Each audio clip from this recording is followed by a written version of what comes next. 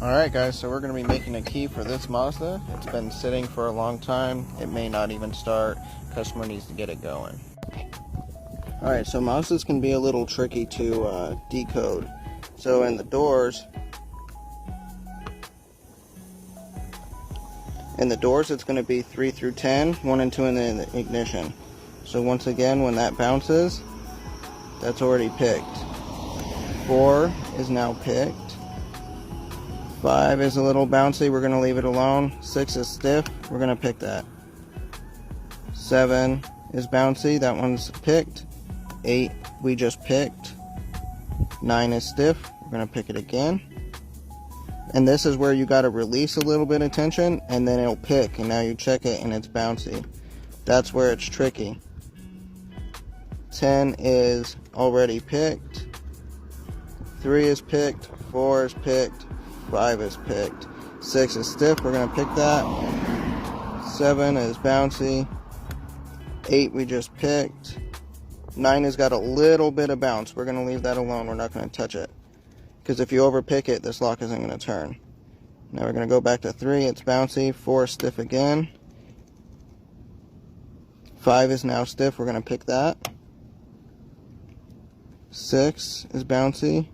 7. 8, 9 has still got a little bit of bounce, and 10 is a little stiff. We're going to release some tension. Now our lock is picked. Now Mazdas can also give you false readings. So 3 is cut 3 is definitely a 3. 4 is definitely a 4. This is where it's tricky because 5, that can either be a 1 or it could be a 2. So that's where you got to go on Instacode and see if it comes up with a code for 1 and if it comes up with a code for 2. That is that, or you can just leave it blank, move on to the next one. The next one's definitely a 4. This one is definitely, it could be a 2 or a 1.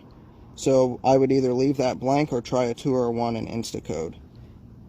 Then we got 4 is definitely a 4, 5 is definitely a 5, and 10 is definitely a 2.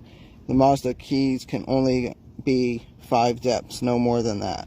Mazda is interesting because this Mazda uses a smart key, but the knob is missing, so instead of using the smart card, I can use a basic transponder, but we still have to use smart key system to program the key. If you do the blade key, it's not going to work. So this car, the smart key is very, very interesting. We have to go keyless, key learning.